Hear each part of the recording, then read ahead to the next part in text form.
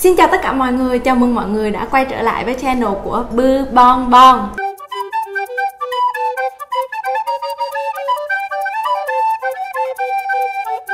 Dạo gần đây thì có rất nhiều bạn nhắn tin hỏi mình là phân vân không biết có nên thi vào chuyên văn hay không, hoặc là có nên thi vào trường chuyên hay không, bởi rất nhiều lý do, chẳng hạn như là học trường chuyên có áp lực như lời đồn, hoặc là học sinh trường chuyên thì chỉ có biết suốt ngày cắm đầu vào học. Thì trong video ngày hôm nay mình sẽ giải mã 5 lời đồn về trường chuyên, cũng như chia sẻ những kinh nghiệm và những trải nghiệm của mình trong suốt 3 năm học tại trường chuyên.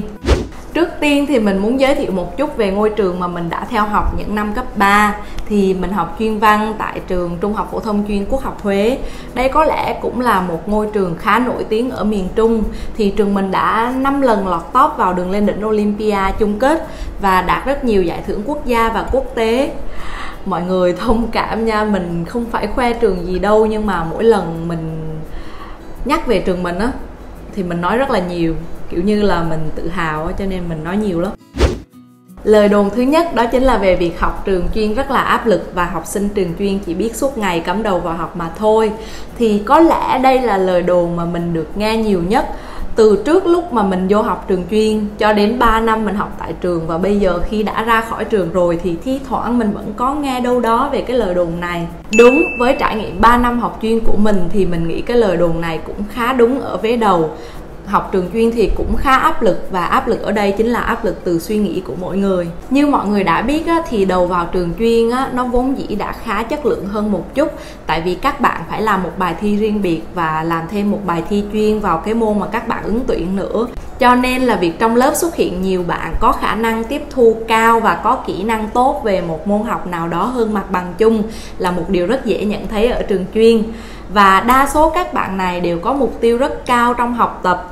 Mình nghĩ lý do là một phần các bạn muốn đặt chỉ tiêu cho bản thân mình, phần còn lại là khi mọi người đi học trường chuyên thì nó sẽ có rất nhiều các loại học bổng khác nhau, và khi các bạn đạt được cái mục tiêu đó thì các bạn sẽ giành được học bổng. Thì khi mà các bạn đó đã đạt được cái mục tiêu cao chót ngót mà các bạn đề ra rồi thì vô tình sẽ làm cho những bạn xung quanh cảm thấy bị áp lực về bản thân mình. Có thể là các bạn đó cũng đã rất là giỏi và cũng đã đạt được một số thành công nho nhỏ nhất định rồi, nhưng mà khi các bạn đó nhìn những người xung quanh mình thì các bạn đó sẽ tự cảm thấy bị áp lực, tự cảm thấy là mình chưa bằng người này, mình chưa bằng người kia, cho nên là sẽ nảy sinh cái suy nghĩ áp lực cho bản thân. Ngoài ra thì áp lực nó còn bắt nguồn từ việc điểm số, khi mà các bạn trong lớp đều có học bổng còn mình thì không. Khi mà bị mọi người nói là học sinh trường chuyên mà sao lại không đạt được học sinh giỏi, trong khi cái câu chuyện đạt được học sinh giỏi thì mọi người phải đạt được học sinh giỏi môn chuyên, mà cái câu chuyện đạt được học sinh giỏi môn chuyên nó cũng rất là khó rồi. Còn về cái vế thứ hai là học sinh trường chuyên chỉ biết suốt ngày cắm đầu vào học, thì mình nghĩ cái điều này không hoàn toàn đúng.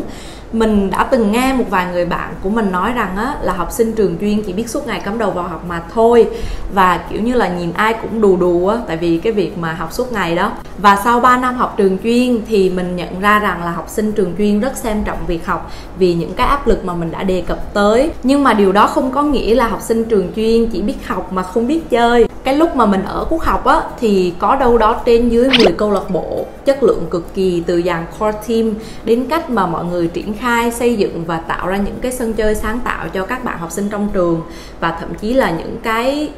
chương trình quy mô lớn cấp thành phố nữa. Và ở các câu lạc bộ này nó rất là đa dạng ở mọi thể loại, cho nên mọi người có thể tự do lựa chọn những cái câu lạc bộ mà có cái tính chất mình yêu thích. Và các chương trình ở các câu lạc bộ này là hoàn toàn tự tay do học sinh làm hết, ở tất cả các khâu, từ khâu chuẩn bị cho đến lúc kết thúc mà không có sự nhúng tay của thầy cô.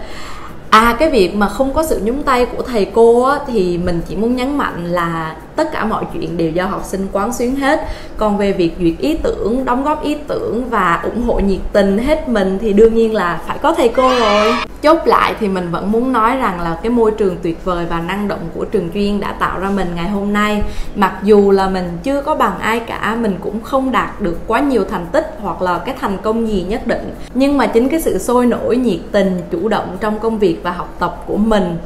là từ trường chuyên mà ra đó. Và đương nhiên là chính sự áp lực từ trường chuyên đã khiến mình sống có mục đích và có mục tiêu rõ ràng hơn.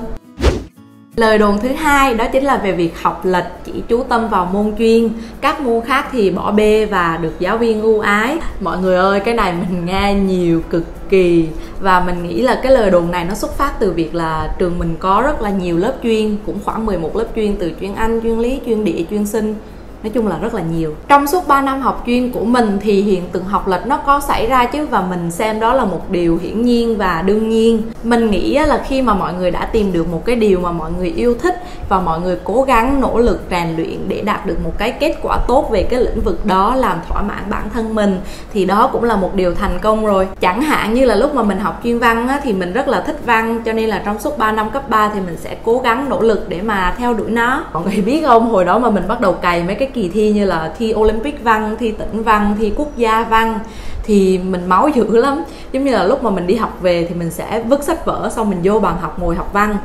xong rồi xuống ăn cơm, xong rồi lên học, rồi đi vệ sinh, rồi vô học, rồi ngủ dậy, xong rồi học tiếp kiểu như vậy. Và ngày cuối tuần của mình cũng xảy ra như vậy luôn, mình cày kinh khủng. Cho nên á, là cái việc mình không có giỏi các môn tự nhiên và không có giỏi toán, lý, hóa thì mình thấy đó cũng là một cái điều hiển nhiên đối với mình. Nói thiệt thì hồi đó mình cũng học lệch đó mọi người, kiểu như là mình không giỏi các môn tự nhiên như là toán, lý, hóa. Toán thì cũng được và mình chỉ hiểu những cái căn bản, còn những cái khó quá thì không làm được, thì đó cũng là học lệch đúng không? Và mình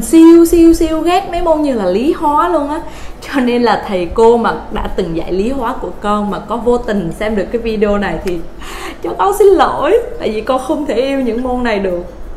Cái vấn đề ở đây mà mình muốn nói với tất cả mọi người á, là dù học sinh chuyên có học lệch thì các bạn vẫn không bỏ bê những môn mà các bạn không giỏi. Như là lúc mà đến gần các kỳ thi á, thì hối lộ mấy đứa bạn mình vài ly trà sữa, rồi tụi nó sẽ kiểu làm gia sư riêng cho mình về cái môn đó để mình có thể đủ điểm qua môn, và đủ điểm để mà không có tụt cái hạng quá nhiều mà vẫn nằm ở mức là chấp nhận được ở các môn này. Về cái vấn đề được ưu ái á, thì đa số là giáo viên chỉ ưu ái cho các bạn học sinh mà nằm trong đội tuyển học sinh giỏi quốc gia để mà đi thi quốc gia, và thường chỉ ưu ái trong cái khoảng thời gian mà các bạn gần thi thôi. Còn những cái trường hợp khác thì mình thấy hầu như không có trong 3 năm học cấp 3 của mình. Mình cũng đã được nghe một vài người nói rằng các bạn học xã hội thì sẽ được ưu ái tự nhiên, và các bạn học tự nhiên thì sẽ ưu ái trong các môn xã hội. Nhưng mà để mình kể cho mọi người nghe một cái câu chuyện là trong suốt 3 năm học cấp 3 của mình thì mình học chuyên văn đúng không? Thì tất cả các đề toán của lớp mình đều được làm chung với các lớp lý, hóa, sinh, tin, tức là các lớp tự nhiên á. Và có một lần trong cái kỳ thi kiểm tra chung á, tức là 6 các lớp lại với nhau theo thứ tự alphabet, thì mọi người biết ai cao điểm toán nhất khối không? Đương nhiên là không phải mình. Có một cái bạn đó lớp mình